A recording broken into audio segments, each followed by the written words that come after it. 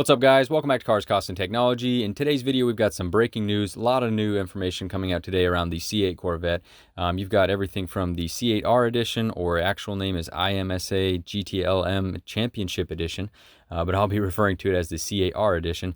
We've also got the 2022 C8 Corvette Visualizer is live online, so you can actually build and spec out your own C8 Corvette for the 2022 model year, seeing the new colors, new low-profile spoiler.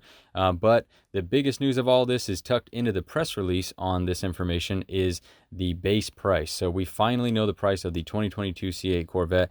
After all the news last week of the 21 model year allocations being cut short and some people having to roll their orders over to the 22 model year, I was thinking for sure they were going to be raising the price by quite a bit, and that's why they did that, is to basically get as many as they could over into the more profitable price point. Now, it is obviously increased, but that's happened in previous years as well. The good news is, though, it's only $1,200 increase on the base price. So you're looking at a new starting MSRP of $62,195, including destination for the coupe, and then the convertible is $69,695. So again, a very reasonable increase, $1,200. When you look at the mid-cycle increase for the 21 model year, where they added $1,000 on over the 2020 model year, you're seeing some pretty conservative increases in price for the C8 Corvette.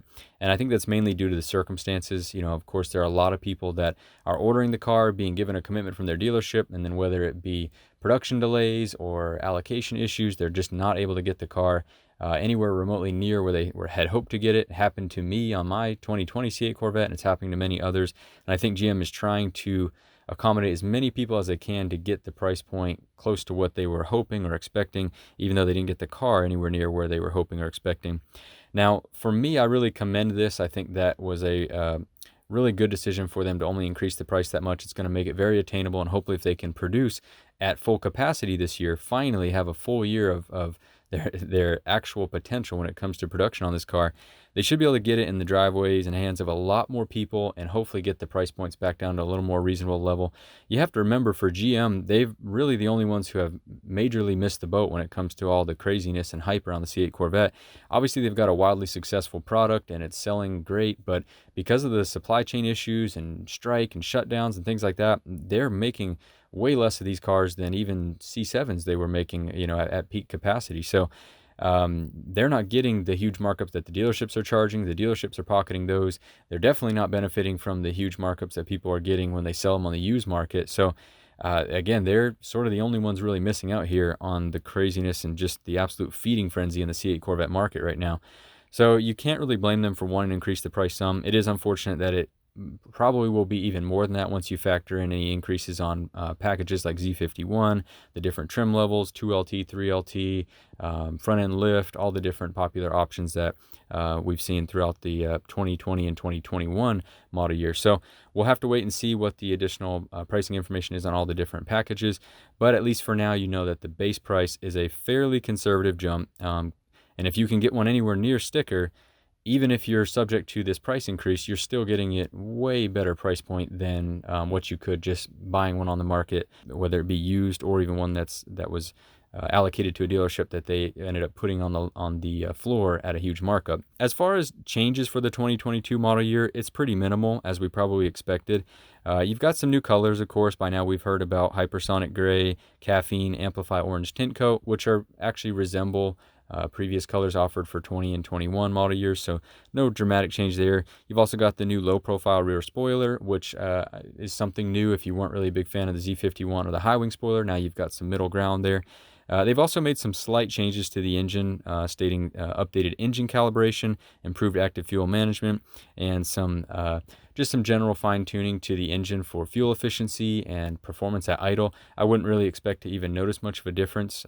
Hopefully the active fuel management quote-unquote improvements aren't more invasive. I know most of us are not really fans of that system, so let's hope that the 2022 doesn't have a more restrictive and invasive active fuel management than the 20 and 21 model years. But anyway, pretty much what we expected. The only real disappointment here for me is the release of this information, and the timing of it leads me to think even more so that the Z06 is probably not going to be announced this year, which is unfortunate. That's kind of what I'm waiting for personally. Now, don't get me wrong, at this slight price increase, if they're able to catch up on production and the Z06 is further out than we anticipated, I'm totally open to picking up another C8 Stingray with some different options than what I had on my original model.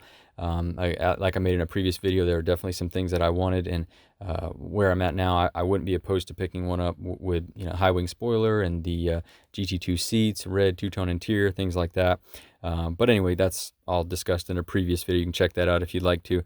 Overall, though, I am pretty optimistic about the 2022 model year, other than the potential of the Z06 being a 2023 model year. But I really want to hear from you guys. Were you hoping for anything else? Maybe some new features or some other changes? I know a lot of people have hoped for some new wheel offerings. I think we've heard a lot of feedback that there's not a whole lot of love out there for the standard wheel offerings for the C8 Corvette, so it would have been nice to see some new wheels available. But I think they're definitely trying. You know, the C8R edition package looks really cool. I'm not sure if I've already mentioned this or not, but that package is $6,595. I don't want to go too much into specifics about it because it's pretty self-explanatory. You know, you've got a high wing spoiler, you've got the yellow or hypersonic gray color scheme with the strike yellow or sky cool gray and sky cool gray interior. You've got a few other things like black Trident wheels come into that kit, exterior mirrors and carbon flash, black side rockers, splash guards.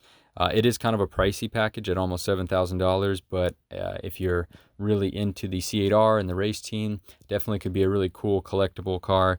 It's going to be a limited package as well, so I do think that that's a cool offering. But for the most part, the biggest news in this press release is by far the price change, as well as the ordering window. It looks like they're going to start accepting orders on July 1st at dealerships, and then should go into production third quarter of this year. We're looking at probably sometime in September for the car to actually go into production. But anyway, guys, like I said, definitely looking forward to hearing some of your feedback on this. This is some pretty big news for a lot of people who are sort of on pins and needles with what's going to happen to their 21 order that ended up getting bumped. For those of you that are still on the fence trying to maybe get in and buy this car, if you can actually find one anywhere near sticker price or without waiting a year and a half, 2 years. So again, let's hope that this is finally the year that they're able to produce the car at full capacity. GM will make some of that money back on their investment in this car rather than these shortened years where they're only doing 20,000 in production versus what there should be at least 40,000 or more cars. But anyway, guys, thanks so much for watching. I appreciate any feedback and the continued support. Try to give you guys an update as soon as I hear any information on package pricing, but I'm sure it'll be all over the internet, so we can get back together to discuss that at that point. But thanks again for watching, guys. We'll talk to you next time. Have a great day.